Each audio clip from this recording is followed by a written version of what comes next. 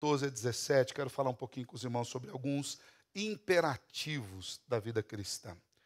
Exortação à paz e à pureza. Diz assim o texto das Escrituras: segui a paz com todos e a santificação, sem a qual ninguém verá o Senhor. Atentando diligentemente porque ninguém seja faltoso, separando-se da graça de Deus, nem haja alguma raiz de amargura que brotando vos perturbe e por meio dela muitos sejam contaminados. Nem haja algum impuro ou profano, como foi Esaú, o qual foi por um repasto, vendeu o seu direito de primogenitura. Pois sabeis também que posteriormente, querendo herdar a bênção, foi rejeitado, pois não achou lugar de arrependimento, embora com lágrimas o tivesse buscado. Até aqui. Vamos orar mais uma vez. Te louvamos, Senhor, porque é o Senhor quem tem conduzido as nossas vidas. E nós queremos lhe pedir nessa noite que pela tua graça, essa graça que nos é bastante, Senhor, o Senhor fale ao nosso coração, nos dê toda a instrução do seu Santo Espírito, para que nós, Deus, ao meditarmos na tua palavra, tenhamos o entendimento da tua verdade. É no nome do Salvador que oramos. Amém. Você já percebeu que a minha voz está daquele jeito hoje, né? Hoje, inclusive, eu tenho uma boa desculpa para o pessoal do som não acertar a minha voz, né? A voz é difícil de acertar sempre, mas hoje eu falo, ó, hoje vocês vão ter uma dificuldade por conta da rouquidão. Mas acredito que você conseguirá acompanhar a mensagem. Eu quero fazer algumas perguntas para você. Qual tem sido a importância que você tem dado a uma vida de fé? Uma vida genuína de fé. Uma vida que seja condizente com aquilo que você diz crer. Nós vemos aqui no culto, hoje pela manhã, por exemplo, nós fizemos várias declarações diante dos textos que nós lemos, as orações que nós elevamos a Deus. Fizemos declarações com respeito àquilo que nós cantamos. Nós fizemos aqui várias declarações acerca da graça, do perdão, da alegria de estar na presença do Senhor, da santidade de Deus, da importância que damos a Ele, de como o nome dEle é santo, é excelso, acima de todas as coisas. Dizemos para Ele que nós estamos reunidos aqui com o único propósito de adorar o Seu nome. Mas qual a importância nós temos dado a isso quando nós saímos daqui, dessas quatro paredes? Como nós temos vivido lá fora? O quão condizente tem sido o nosso estilo de vida com a fé que nós professamos? Isso é muito importante. O Senhor leva isso muito em consideração. Embora nós não consigamos ver o coração de ninguém, ninguém aqui consegue ver aquilo que passa na alma, no interior, nós somos capazes de ler algumas expressões e algumas atitudes exteriores, de forma a entendermos que um cristão vive de acordo com aquilo que Cristo determina. Então, nós não conseguimos olhar para ninguém aqui e falar, você é cristão, você não é. Não temos esse poder. Mas nós podemos dizer claramente, essas atitudes que você toma são atitudes cristãs. Essas não. Essa maneira de viver com a qual você tem andado é uma maneira condizente com a fé em Cristo. Essa não. E aí nós precisamos pensar.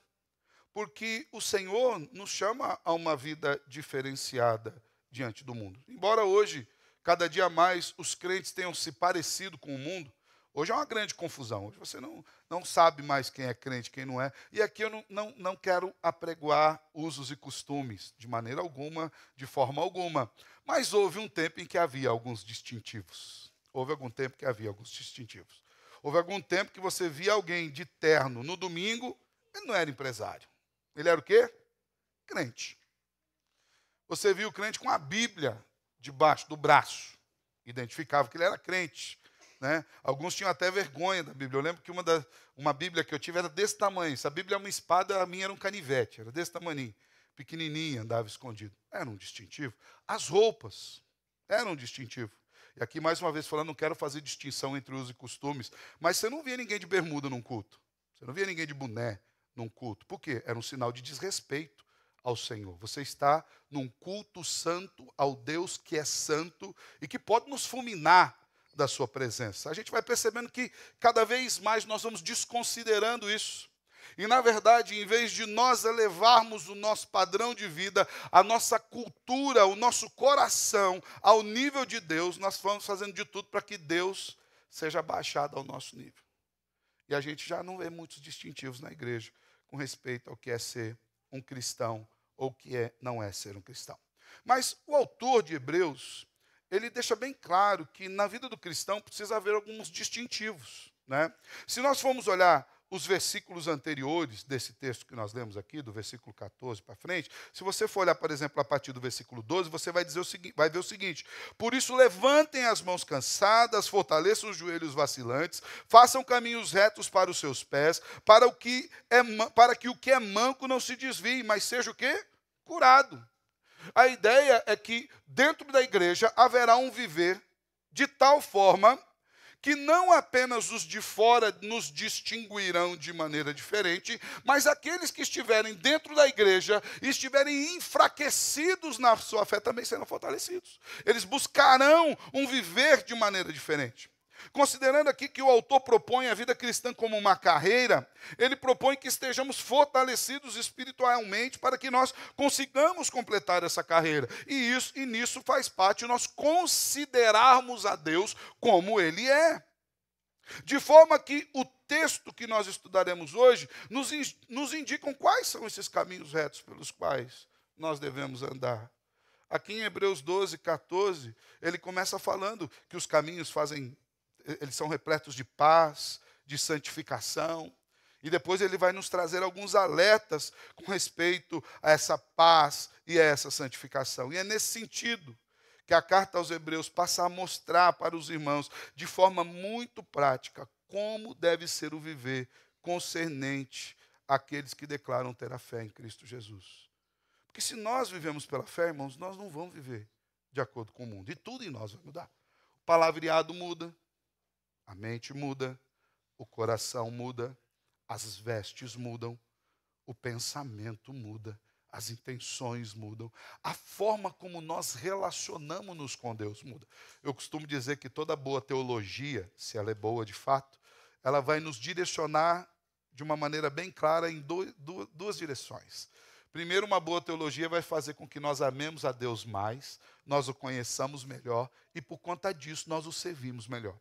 Em segundo lugar, uma boa teologia vai fazer com que nós nos relacionemos melhor com os nossos irmãos, que nós os amemos, que nós os sirvamos como cristãos que servem a Cristo. De maneira que, na verdade, o grande problema não está necessariamente com a teologia, mas como nós a entendemos e aplicamos na nossa vida. E aqui, o autor ele traz para nós, de uma maneira bastante teológica e direta, 4 imperativos que nós precisamos pensar, que nós precisamos aplicar na nossa vida diária como cristãos, para que o mundo perceba que nós somos diferentes e para que, de fato, nós sejamos diferentes. E o primeiro desses imperativos é viva em paz. Na igreja cristã, quem é crente é um pacificador. Crente vive em paz. Diz o que o versículo 14, parte inicial? Segui a paz com todos. Uma tradução mais literal do verbo aqui, seguir a paz, ela tem o sentido de persiga a paz, no sentido de continuar perseguindo a paz como um alvo. A paz sendo um objetivo da vida cristã, isso é, não descansar até que nós vivamos em paz com Deus, acima de todas as coisas, reconciliados com Deus, como nos diz Romanos capítulo 5, versículo 1, mas também paz com os nossos irmãos e paz com o mundo ao nosso redor. A vida cristã ela é uma batalha contra o pecado, mas os crentes vivem em paz com todos ao seu redor. Lembra da carta que foi enviada ao povo de Israel no meio do cativeiro pelo profeta Jeremias? Capítulo 29 de Jeremias, quando ele fala o seguinte: vivam em paz aí. Busquem a paz da cidade onde vocês estão vivendo. Na paz da cidade vocês encontrarão paz.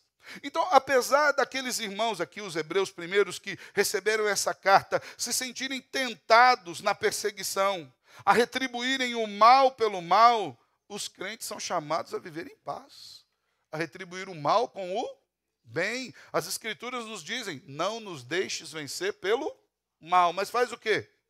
Vença o mal com o bem.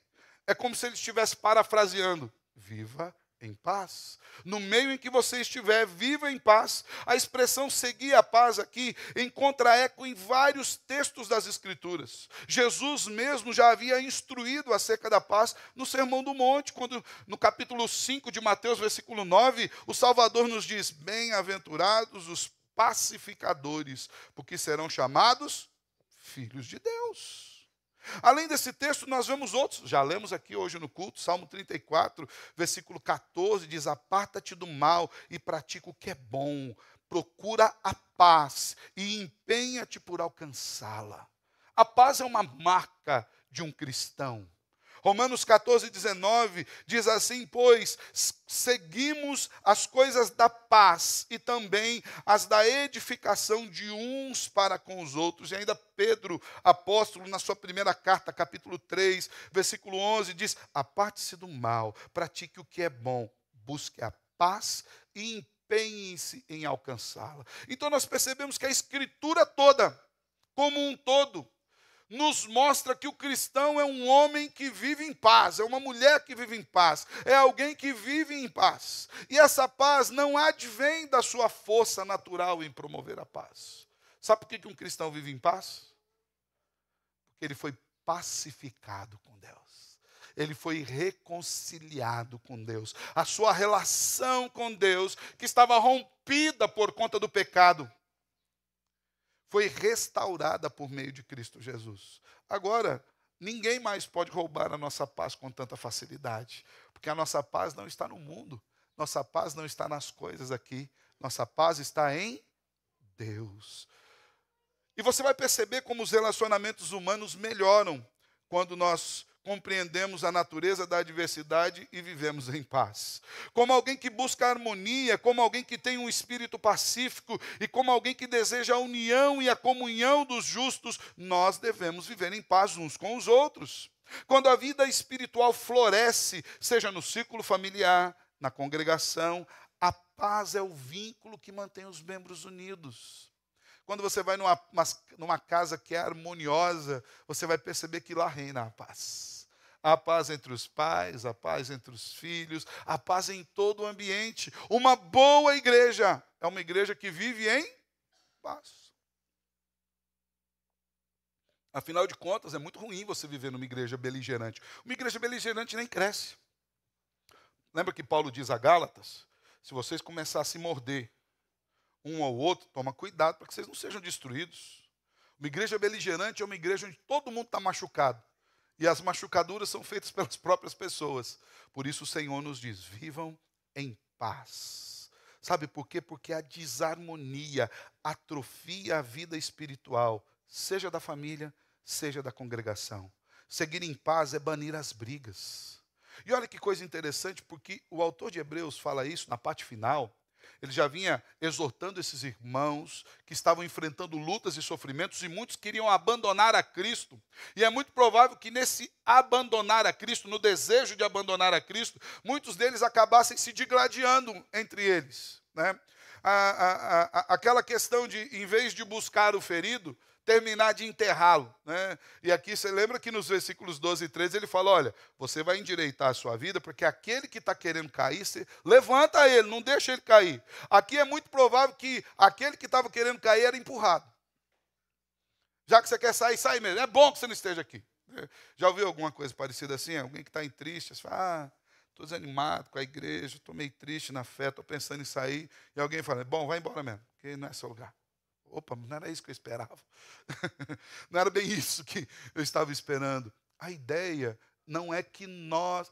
Aqui aplica-se muito a parábola do joio e do trigo.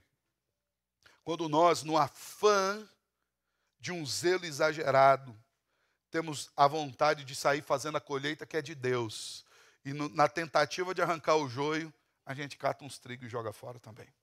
A ideia do autor é que nós não façamos isso. Não cabe a nós esse juízo. Os homens já nascem com uma tendência tão acentuada à discórdia que parecem fugir da paz, pois correm atrás dos seus próprios interesses, seguindo os seus próprios caminhos, a menos que sigamos a paz energicamente. E perceba que ele diz: você vai perseguir a paz.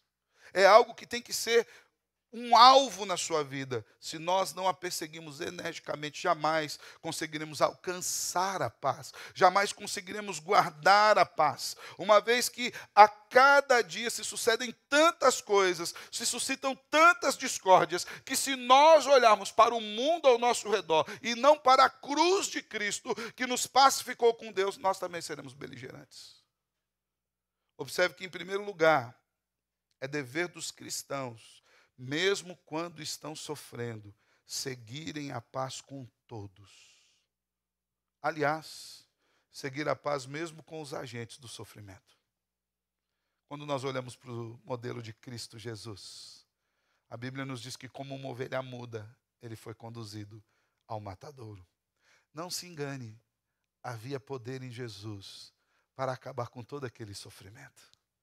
Havia poder em Jesus para, num instante, num piscar de olhos, acabar com aquilo e lançar todos aqueles pecadores no inferno. Porque ele não o fez. Ele não o fez porque o seu coração estava em paz. O Senhor Jesus em nenhum momento duvidou de qual era a sua obra e o seu propósito. Ele estava alinhado à obra e o propósito do Pai. E se aquilo incluía sofrimento, ele sofreria para a glória daquele que o enviou, daquele que o mandou à cruz em nosso lugar. E essa lição é uma lição difícil para nós, irmãos. É difícil a gente realizar essa lição de viver em paz quando alguém nos cutuca. Sabe? Já tentou viver assim, quando alguém fica ali meio cutucando, quando acontece uma adversidade, quando acontece um problema? Mas perceba o que Paulo nos diz em Romanos 12, 18. Se possível, quando depender de vocês, naquilo que fizer parte, naquilo que for concernente à sua parte, tenha paz com todos os homens. Que não seja você o beligerante, que não seja você o causador da discórdias.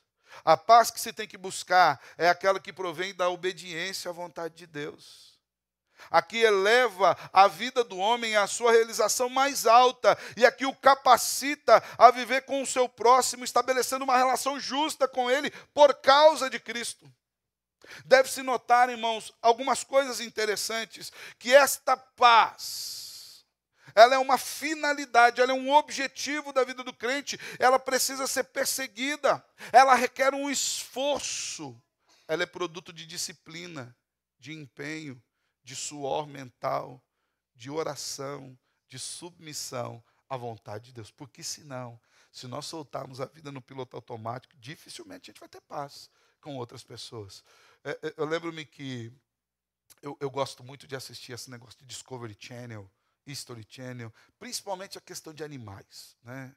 Eu morro de medo de cobra, de qualquer animal peçonhento, na verdade, eu tenho medo. Se falar que o mosquito é peçonhento, eu vou ter medo dele, né? Se bem que o mosquito causa mais problema do que cobra, essas coisas aí, né? Mas eu lembro que eu estava vendo um episódio que falava sobre a cobra-rei. E eles têm aquela mania de classificar se é a cobra mais perigosa, que ela é a mais perigosa. Para mim, a mais perigosa é a que estiver perto de mim. A cobra cega, se estiver perto de mim, ela é perigosa, né? Ainda mais se alguém der um óculos para ela me enxergar. Aí fica mais perigosa ainda, potencialmente mortífera. E eles falaram dessa cobra-rei, que é a maior cobra peçonhenta do mundo. Ela chega a espantosos e assustadores 4 metros e tralalá. E quando ela fica nervosa, ela se levanta e ela chega a quase 1,80 m de altura. O meu tamanho, a cobra ia me olhar no olho. Ela nem precisava me picar para me matar, eu já teria morrido. Mas daí o rapaz que estava fazendo documentário falou assim, olha, mas uma coisa a gente pode ficar tranquilo, ela só ataca quando ela fica nervosa, quando ela se sente ofendida. Quando eu estava quase fazendo assim, ufa, ele falou assim, o problema é que tudo deixa ela nervosa.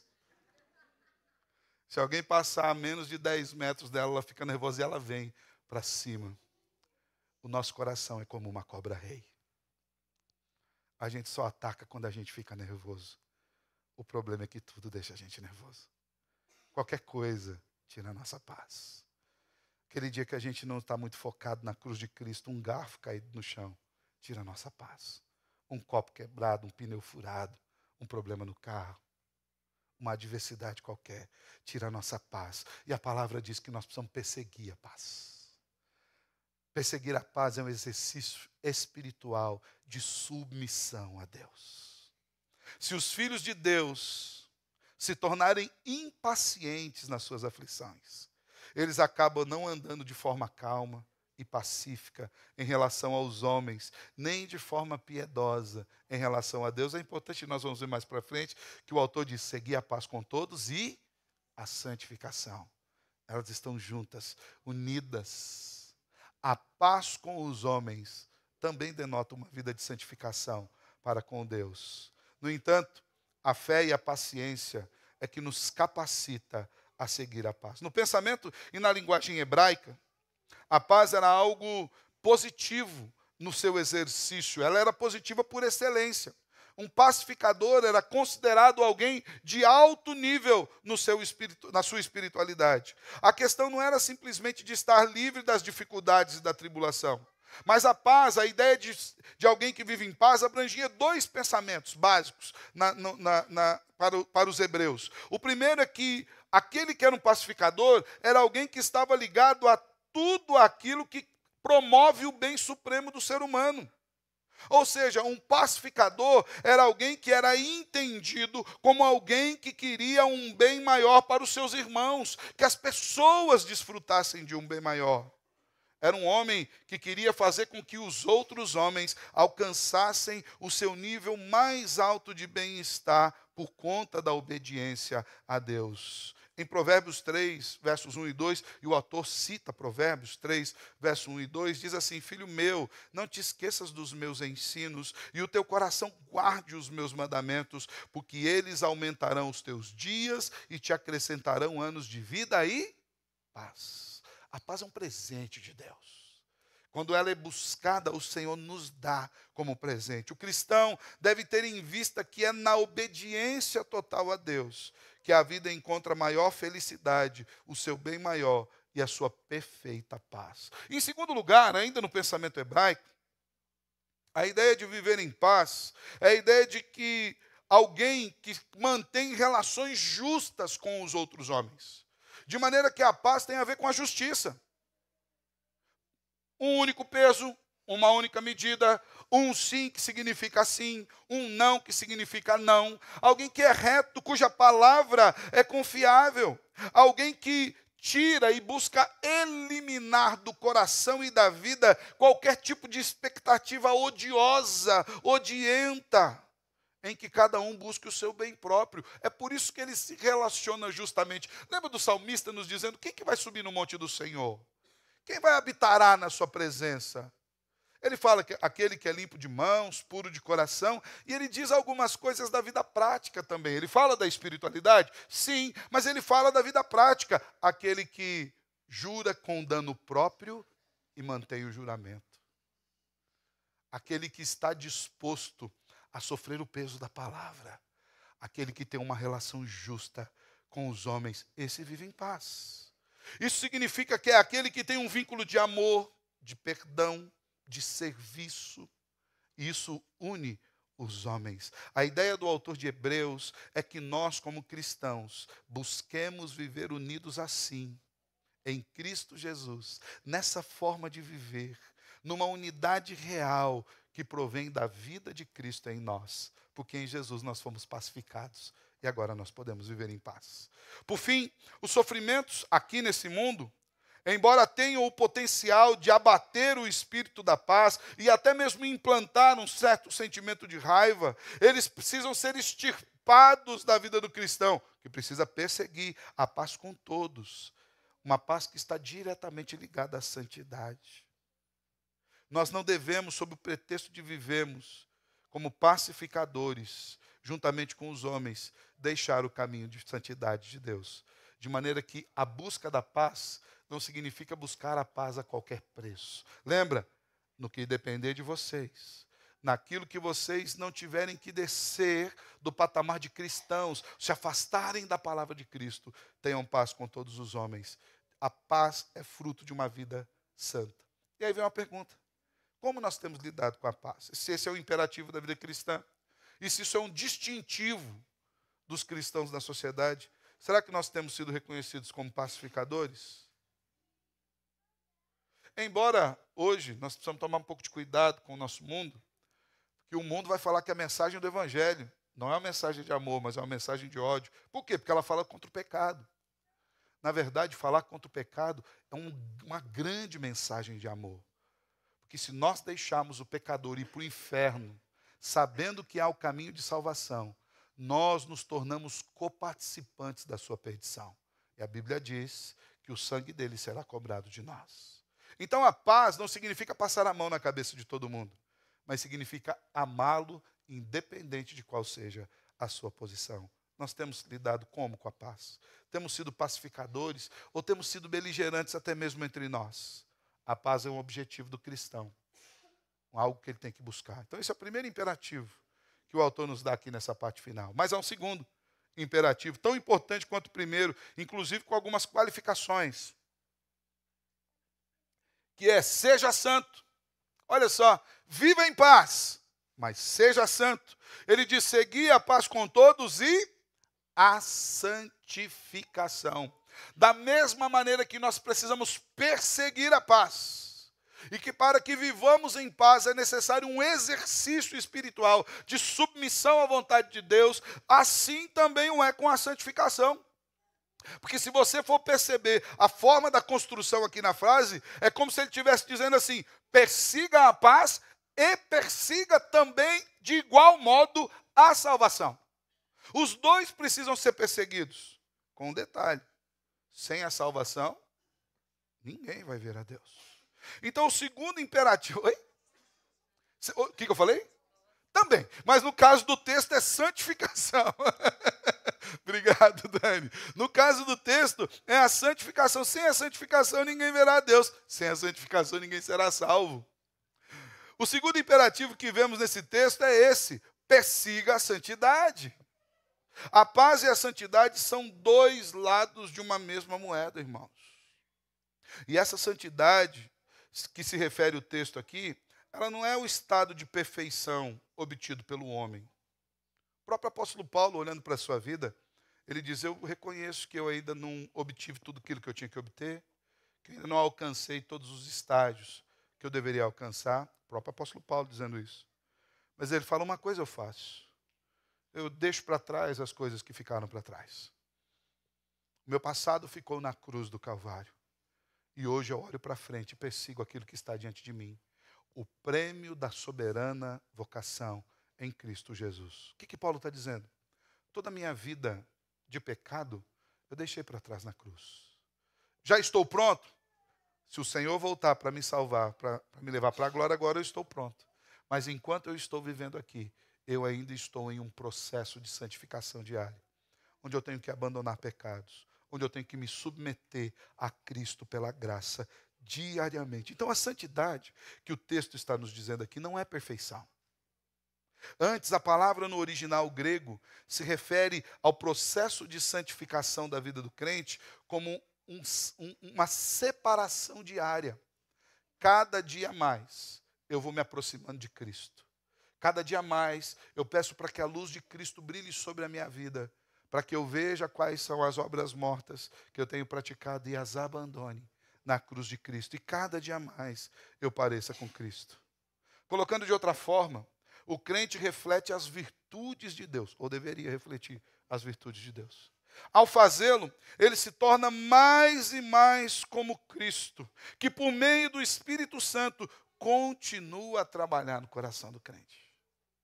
Há uma obra contínua. A palavra diz que aquele que começou essa obra vai terminar até o dia de Cristo.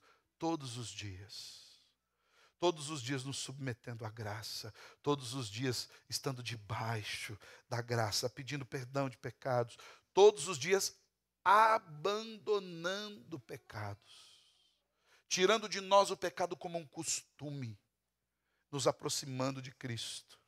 Como o escritor de Hebreus diz, Jesus é quem torna o crente santo, lá no capítulo 2, versículo 11.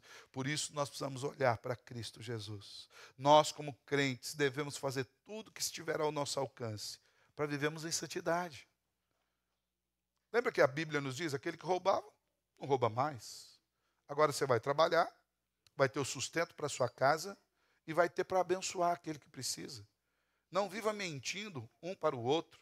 Não saia da sua boca nenhuma palavra torpe. Toma cuidado com os seus amigos, porque as más conversações corrompem os bons costumes. A Bíblia nos dá várias instruções do que é uma vida de santidade. Com respeito à santificação, ainda há uma cláusula, como nós falamos aqui, qualificadora. Porque sem a santificação, a paz é importante, fato, devemos persegui-la. Da mesma forma, a santidade. Mas sem a santidade, sem uma vida de consagração diária, sem uma vida de abandono de pecados, ninguém vai ver o Senhor.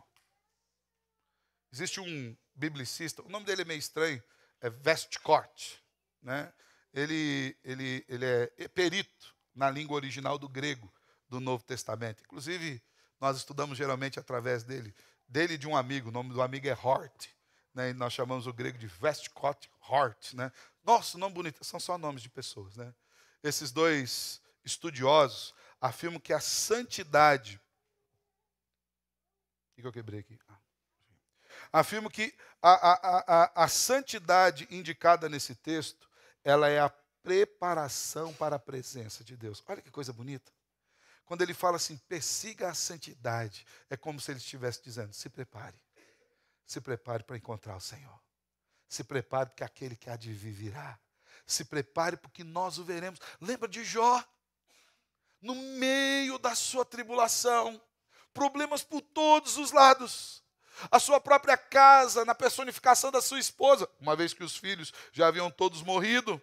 Agora ele adoentado, ela falou, Jó, amaldiçoa a Deus e morre, homem. Esse mesmo Jó, sendo exortado duramente pelos seus amigos, chegou a dizer, eu sei que o meu Redentor vive e eu o verei. Eu acho maravilhoso o capítulo 42 do livro de Jó, quando ele faz uma declaração fortíssima, quando ele diz, antes eu te conhecia de ouvir. Lembra aquilo que ele tinha dito pela fé? E agora ele diz, mas agora, os meus olhos te veem.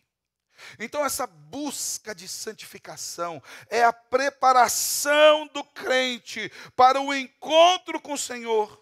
A vida do cristão está dominada e deve ser dirigida pela lembrança constante de que o seu maior propósito é estar na presença do Senhor. Cantamos aqui, a sua presença é o meu prazer. Há uma alegria, há uma satisfação tremenda em estar contigo. Não somente agora, mas há uma expectativa futura, escatológica, de um grande encontro que há de vir. Cantamos uma canção chamada Vinho e Pão, nós falamos que logo vamos nos reunir num grande encontro preparado já, e que há de vir. Quando nós estaremos com o Senhor, a visão futura do Senhor como nosso Salvador no céu está reservada como recompensa para uma vida de santidade. Segue a paz com todos e a santificação, porque se você andar em santificação, você vai ver a Deus. Se você se preocupar com as coisas de Deus, você o verá. Eu mesmo o verei com os meus olhos. Irmãos, isso é muito importante para nós.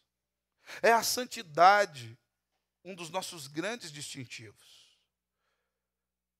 A santidade que está focada no encontro com o Senhor é uma declaração de esperança do nosso coração. A vida de santidade aqui, embora ela seja vivida no presente, ela é vivida no presente com expectativa no futuro. Estou com Cristo aqui, porque um dia estarei eternamente com Ele. Lembremos novamente da promessa do Senhor nas suas bem-aventuranças. Agora no capítulo 5, no versículo 8, Jesus já havia exortado, ou já vimos a exortação do versículo 9, né, dos pacificadores que serão chamados filhos de Deus. Mas nas bem-aventuranças Jesus também disse, bem-aventurados os limpos de coração, porque esses verão a Deus. Quem vai ver a Deus, irmãos? Aquele que vive em santidade. Aquele cujo coração está no Senhor. Mais uma vez rememorando o salmista. Quem subirá ao monte do Senhor? Quem estará na sua presença? Quem tem o coração limpo? O autor, ao tratar da paz e da santidade, ele faz menção a essas bem-aventuranças. O pacificador é o Filho de Deus, e o santo é aquele que verá o seu Deus. Estar com Deus na eternidade, irmãos, é o alvo da nossa salvação. A santificação é um sinal visível, presente na vida daqueles que foram alcançados pela graça de Cristo e agora já vivem o adiantamento das coisas eternas. Então, embora a gente não consiga dizer, você é salvo, você não é, não é. Igual aquele bem me quer, mal me quer. A gente pode dizer, esse aqui está vivendo como salvo, esse aqui não. Esse aqui está buscando ao Senhor, esse aqui não. Isso aí a gente pode dizer. Por quê? Porque isso é um distintivo claro, é objetivo. É uma maneira mensurável de vermos as coisas. A santidade é uma declaração de confiança em Deus. E o Senhor quer que nós compartilhemos da sua santidade. Viver em santidade é o equivalente a elevar-nos ao mesmo nível em que Deus está. Pastor, isso é impossível, isso é um absurdo. Não é. O próprio Criador diz, sejam santos. E qual o modelo que ele dá para a santidade? Ele fala, seja santo porque a igreja é santa. Seja santo porque o pastor é santo, porque o presbítero, o diácono é santo. Ele não. Seja santo porque eu sou santo. Quando Deus faz essa declaração, Ele mostra o desejo profundo de compartilhar da sua santidade para conosco, para que nós o vejamos. Porque só é santo aquele que tem prazer em Deus. Lembra que santidade não significa perfeição, mas busca por Deus. Como você tem lidado com a sua santidade? Nós temos buscado viver a santidade para o Senhor? Temos buscado nos separar dos padrões desse mundo? Ou será que ninguém vai perceber que a gente é crente pelo nosso estilo de vida? O Senhor chama a igreja para uma vida de santidade, para que seja distintivo. 2 distintivos nós vimos. E agora há um terceiro distintivo, que ele vem como uma advertência. Então, o primeiro, viva em paz, seja santo. E o terceiro é não se desvie. Fica firme no foco. Versículo 15 ele diz, atentando diligentemente, porque ninguém seja faltoso, separando-se da graça de Deus, nem haja alguma raiz de amargura que brotando vos perturbe, e por meio dela muitos sejam contaminados. Então, depois de 2 imperativos positivos, agora o autor nos mostra um imperativo em forma de alerta, uma placa bem grande, sinalizada, nos mostrando que há um perigo que pode atrapalhar a vida em paz e que pode atrapalhar a vida de santidade. Ele chama a atenção de forma veemente, preste atenção, tome cuidado, fiquem atentos. Eu não sei se você já, nas estradas, presta atenção na placa. Deveria, né? Eu lembro uma vez que, ainda era bastante jovem, nós estávamos indo de Londrina para Faxinal. Eu era seminarista e nós tomávamos conta de uma congregação em Faxinal. E de Londrina a Faxinal, a estrada é lindíssima, que passa ali por Tamarana, Mauá da Serra, porém é perigosa. E eu lembro-me que foi a primeira vez que eu vi esse tipo de alerta, né? Estava assim, curva à frente. Aí de repente vi uma placa, 5, 4, 3, 2, 1. E tinha a curva mesmo, irmãos. E eu não tinha atentado para as placas. Tanto que a gente apelidou a curva de 5, 4, 3, 2, 1. E quase que foi o 0 ali. Foi a graça do Senhor que nos tirou de não transformar em 0. Havia um aviso claro. Toma cuidado. Há um abismo à frente. Há perigos à frente que podem atrapalhar a viagem, que podem acabar com a jornada. E essa exortação, irmãos, é a exortação principal da carta aos Hebreus. Porque é por conta dessa exortação que o autor escreve a carta, para que os irmãos não se desviassem. Fiquem atentos. Já mostrei para vocês quem é Cristo, o alvo da nossa salvação, e o quanto Ele é superior a todas as coisas. Já foi mostrado para vocês homens que viveram pela fé em Cristo, morreram pela fé em Cristo e hoje reinam com Cristo, uma grande nuvem de testemunhas. Sabemos que há um imperativo sobre a nossa vida de vivemos em paz, de vivemos em santificação, mas há um perigo. A paz pode ser abalada e a vida de santificação também pode ser abalada. Ou seja, aqui nós temos uma séria advertência contra a apostasia. E a natureza da apostasia, irmãos, se dá pela privação dos meios de graça que Deus tem oferecido à igreja. O apóstata é aquele que vai se afastando. da graça. É o que o texto nos diz aqui, ó. Atentando diligentemente, porque ninguém seja o quê? Faltoso, separando-se. Perceba algo muito interessante aqui na construção dessa frase. Ele não diz sendo separado por Deus da graça. Ele diz separando-se, abandonando o caminho da graça. Se afastando da espiritualidade. Se tornando um falido espiritualmente. Por falta de um bom fundamento.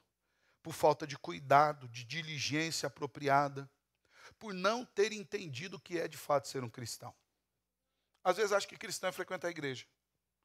Às vezes acho que ser cristão é colocar o nome ali no hall de membros. Isso é importante para nós aqui, sabemos quantos membros são, onde você mora, sua casa, essas coisas, tudo mais. Mas ser um cristão vai muito além disso. Cristão é aquele que tem a vida dirigida por Cristo. E uma vez tendo a vida dirigida por Cristo, vai ouvir a voz de Cristo e seguir os caminhos de Cristo. Então toma cuidado, porque pode ser que alguém fique aquém da verdadeira graça da alma. Não obstante aos meios de graça e a profissão de fé que nós fazemos, se distanciando do amor e do favor de Deus que há por vir. A questão a ser tratada com atenção e de máxima importância espiritual é que ninguém viva no meio da igreja com um estilo de vida de ímpio, irmãos. O autor emprega o termo aqui, quando ele fala atentando diligentemente, para que não haja faltoso. A ideia de faltoso aqui, o tempo original é no presente, para que não continue faltando. Não é alguém que cometeu uma falta e ficou lá no passado. Não é alguém que cometeu um pecado, como um deslize, que foi perdoado na cruz. A ideia é, fiquem atentos, irmãos, para que não tenha ninguém na prática do pecado diário na vida da igreja. É um pecador quanto mais, vive no pecado, na prática do pecado, todo mundo sabe que ele é pecador e ninguém faz nada. Perceba que é uma responsabilidade da igreja aqui, tá? É uma responsabilidade da igreja em cuidar dessas questões. E aqui, mais uma vez, nós vemos o quanto nós precisamos olhar para os irmãos. Todos nós somos chamados a vigiar-nos em amor, no amor de Cristo, para que nós não permitamos que ninguém se afaste. Lembra? Para que o manco seja curado, fortalece a mão, para que quem estiver caindo pelo caminho não caia, seja levantado. Muitos fracassos entre os cristãos devem-se a uma falta de aprimorar-se nos benefícios que Deus nos oferece pela graça. Ninguém se afasta de Cristo sem primeiro ter se afastado da leitura das Escrituras. Ninguém se afasta de Cristo sem primeiro não ter se afastado da oração. Ninguém se afasta de Cristo sem primeiro não ter se afastado da meditação na palavra, ruminar a palavra, pensar na palavra, aplicar a palavra na vida. Ninguém se afasta de Cristo sem primeiro ter se afastado da comunhão com os santos. Ninguém se afasta de Cristo sem primeiro ter se afastado das suas confissões de fé, da vida na ceia, no batismo. Ninguém se afasta de Cristo sem primeiro ter se afastado dos meios de graça que Cristo oferece a nós. Daí nasce, irmãos, no coração aquilo que o autor diz, raiz de amargura. Olha que perigo. Porque a raiz de amargura é a ferramenta pela qual aqueles que se afastam de Cristo o fazem. E a raiz de amargura nada mais é do que a falta de disciplina espiritual, a falta do fruto de uma vida de santidade. E olha a advertência, não haja nenhuma raiz de amargura no meio de vós, que brotando vos perturbe, e por meio dela muitos sejam contaminados. Olha o perigo da amargura. Ela brota, perturba você, traz um abalo para a igreja e contamina os irmãos. Essa expressão, irmãos, faz menção àquilo que houve em Deuteronômio, relatado em Deuteronômio capítulo 29, versos 17 e 18. Moisés advertindo, para que entre vós não haja homem, nem mulher, nem família, nem tribo cujo coração hoje se desvie do Senhor, do nosso Deus, e vá servir aos deuses destas nações, para que não haja entre vós raiz que produza erva venenosa e amarga. A amargura é o afastamento do caminho do Senhor. E essa expressão de amargura é aplicada a qualquer pessoa ou a qualquer coisa que possa nos afastar de Cristo.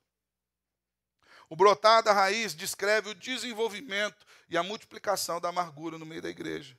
E o escritor afirma que a amargura tem o poder de contaminar outros.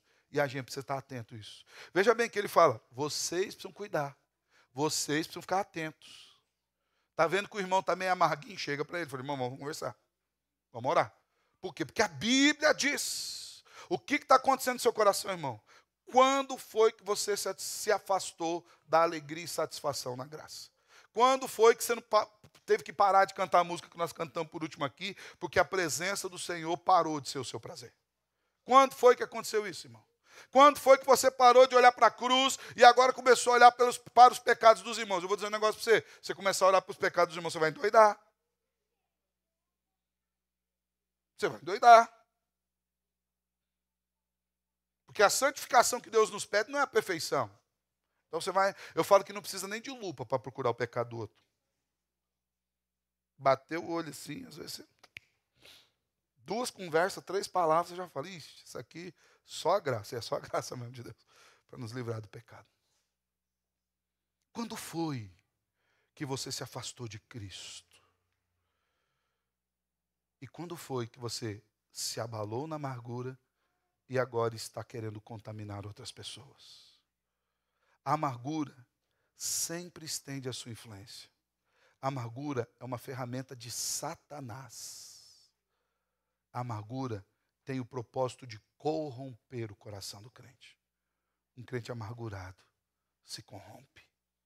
Tanto aqui quanto em Deuteronômio, o autor fala do perigo de alguém da comunidade que envenena os outros pela disseminação da amargura. Aquilo no nosso linguajar mais popular, aqui, poderia dizer do tal do fogo amigo. Sabe, é o problema que vem de dentro. Mas nós somos chamados a cuidar desse problema.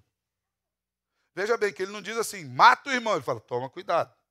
Se tiver um faltoso, você chama ele. Vamos tirar ele dessa falta. A amargura do coração é uma forte barreira para uma vida de santidade e uma grande arma de Satanás contra a unidade e a paz da igreja de Cristo. Onde há raízes de amargura, a paz não consegue reinar, irmãos. Nem a santidade se estabelece. Eu não sei se você já teve o desprazer de visitar uma igreja onde a raiz de amargura está disseminada. Você vai encontrar crente carrancudo, bicudo. Na hora de cantar, não canta. Na hora de sentar, não senta. Na hora de levantar, não levanta. Parece que vai para ser do contra, sabe? Gente que não te cumprimenta na porta, não te estende a mão, não te dá um abraço, não tem um sorriso.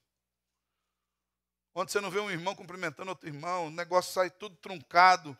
Onde você vai trocar meia dúzia de palavras com alguém, passa alguém, o outro começa a falar mal daquele.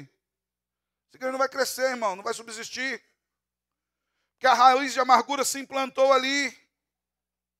Não há espaço para a paz e para a santidade onde há amargura. Onde a raiz de amargura se estabelece, ela dissemina o veneno do afastamento entre os irmãos. A amargura, irmãos, é um potencial perigo que pode afastar alguém da vida, da presença do Senhor. Como você tem lidado com os meios de graça? Você tem amado ao Senhor, lido a palavra, orado, buscado ao Senhor? Que se você não fizer isso, se você não viver a vida de comunhão, desfizer da ceia, do batismo, de tudo aquilo que o Senhor ordenou, você corre um sério risco de ter o coração contaminado pela amargura. E a amargura é um perigo. Perigo mortal. Então percebam, 2 imperativos positivos e 2 alertas. O primeiro alerta é, não se desvie, toma cuidado com a amargura. E o segundo e último alerta que eu quero trazer para os irmãos é considere a Deus. Que é o 4º ponto dessa mensagem. Considere a Deus. Atente para Deus. Versículos 16 e 17. Olha só, então não tem amargura. E no 16 e 17 diz, nem haja algum impuro ou profano como foi Esaú, o qual por um repasto vendeu o seu direito à primogenitura. Pois sabeis também que posteriormente, querendo herdar a bênção, foi rejeitado, pois não achou lugar de arrependimento, embora com lágrimas o tivesse buscado. Assim como nós somos exortados à santificação, agora também faça menção a um exemplo particular, com o fim de convocar-nos a retroceder das contaminações pecaminosas que se opõem contra a santidade de Deus. E aqui ele evoca o Esaú. Eu acredito que uma grande parte de nós conhece a história de Esaú. Esaú e Jacó, dois irmãos. Esaú, o mais velho, Jacó, o mais novo. Esaú nasceu primeiro, Jacó grudado na sua perna. E eles cresceram, filhos de Abraão. Filhos de Isaac. Abraão, Isaac, Jacó. Ponto. Não deixaram de ser raiz de Abraão. Porém, Deus tinha algo para Jacó. Deus o havia escolhido anterior ao seu irmão. Mas Esaú, mesmo tendo direito da primogenitura, ele não considerou isso como algo importante. E os termos utilizados aqui, não tenha nenhum impuro e nem profano, trazem a ideia de que não pode haver na igreja gente como Esaú, que deu lugar aos prazeres temporais da carne. O que eu vou fazer com primogenitura, disse Esaú, se eu morrer de fome agora? De que me valem bênçãos eternas se eu não me satisfizer agora? De que me vale o céu? Irmão, você fode mais. Se eu não puder dar prazer para mim agora, e a palavra é impuro, a palavra grega original, traduzida para impuro aqui, é a palavra pornós. Aquele que dá prazer à sua própria carne. Não haja no meio de vós nenhum pornós. Ninguém que seja pornográfico. Ninguém que satisfaça a si mesmo em detrimento da vida no céu. E a palavra impuro tem o sentido de alguém que não tenha interesse nas coisas de Deus. Não haja ninguém que se autossatisfaça e se desinteresse das coisas de Deus, como foi Esaú, que abriu mão da sua primogenitura por um prato de lentilhas, que não considerou a bênção de Deus por causa da sua fome. É interessante que Esaú foi educado num lar temente a Deus, viu, irmãos? O lar de Isaac e Rebeca era um lar que temia o Senhor, mas deliberadamente ele escolheu uma vida que entristecia seus pais. Lá em Gênesis 26, 35, diz que ele casou com duas mulheres cananeias, que foram fonte de sofrimento para os seus pais. E a Bíblia diz, não haja no meio de vocês alguém assim. Ele, por sua própria escolha, se tornou profano, amante de si mesmo, de modo que perdeu as duas coisas no seu coração, o direito à primogenitura e a sensibilidade espiritual.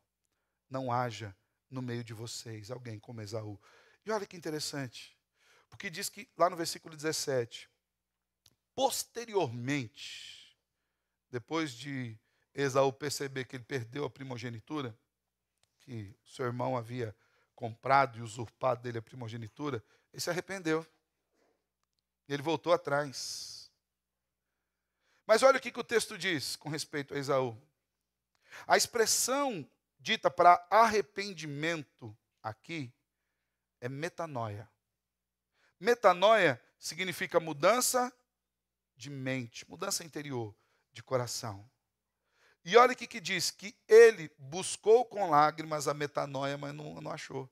Porque, na verdade, ele não estava arrependido pelo pecado cometido. Ele estava triste com o resultado obtido. Não havia arrependimento em Esaú. Havia tristeza. Como assim? Eu perdi a bênção do meu pai. E ele foi buscar isso fora de tempo. Irmãos, o problema de Esaú não é que ele estava triste por ter pecado contra Deus, mas pelas consequências que ele estava colhendo. Acontece que a gente precisa ficar atento, porque há vários casos e há vários pecados que nós cometemos no presente que podem trazer resultados irreversíveis. Dirigiu alcoolizado, matou alguém no trânsito, essa pessoa não volta a viver. É irreversível. Teve relações extraconjugais, pegou uma doença ou engravidou alguém, Não tem como desengravidar. É irreversível. Usar drogas e depois não conseguir se livrar do vício. É uma luta, às vezes irreversível. Tomar uma decisão em um instante ou dizer uma palavra num instante e depois não poder voltar atrás porque está preso àquilo, às vezes é irreversível. Há um ditado que diz que você é dono das palavras que estão dentro da sua boca e se torna escravo daquelas que saíram da sua boca. Uma vez que você disse, está dito. Muitas vezes a escolha feita subsiste. Deus pode e quer perdoar, mas isso não significa que Deus fará o relógio do tempo voltar para trás. Que Deus irá suprimir a escolha e eliminar as consequências. Lembro-me do testemunho de um rapaz aqui na igreja, Alexandre. Ele era um criminoso antes da vida de Cristo. Se converteu a Cristo Jesus.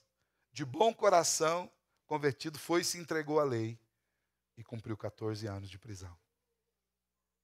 O Senhor o perdoou. Ele estava completamente perdoado, mas havia uma consequência drástica do pecado. Às vezes a gente quer que Deus tire as consequências. E às vezes a gente se arrepende, não porque pecou, mas porque deu ruim. Que teve problema. Inicialmente, Esaú considerou a venda da sua primogenitura como algo desimportante. Mas ao fim, quando já era tarde demais, ele descobriu o tesouro que ele havia perdido.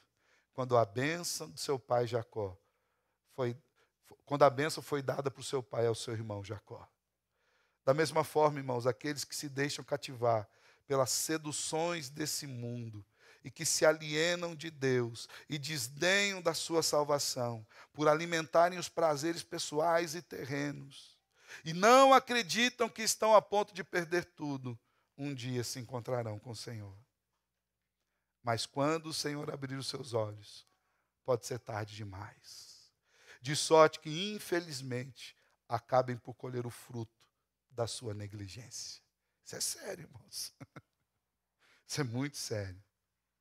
Se como Esaú seguimos o caminho do mundo, o nosso bem último será as coisas mundanas. Se escolhemos os prazeres temporais, preferindo usar as alegrias eternas, nós não podemos culpar Deus, caso o resultado final da nossa escolha não possa ser desfeito. Porque tem gente que culpa Deus, né? Ah, eu aprontei isso, agora Deus... Não, você foi responsável pelo que você fez. Há certas coisas nas quais os homens não podem mudar mais, nem a sua mente, nem o seu coração. Seu desejo de mudança às vezes pode vir tarde demais. E o Senhor diz, Isaías 55, 6 e 7, buscai o Senhor enquanto se pode achar, invocar enquanto está perto. Deixe o perverso o seu mau caminho, o iníquo os seus pensamentos, converta-se ao Senhor, que se compadecerá dele, e volte-se para o nosso Deus, porque é rico em perdoar. A ideia do texto aqui é de alguém que já foi avisado, não ouviu o aviso, não leu a placa e caiu na ribanceira. Não dá para você falar que eu quero um carro novo, porque ele se estabacou tudo lá para baixo.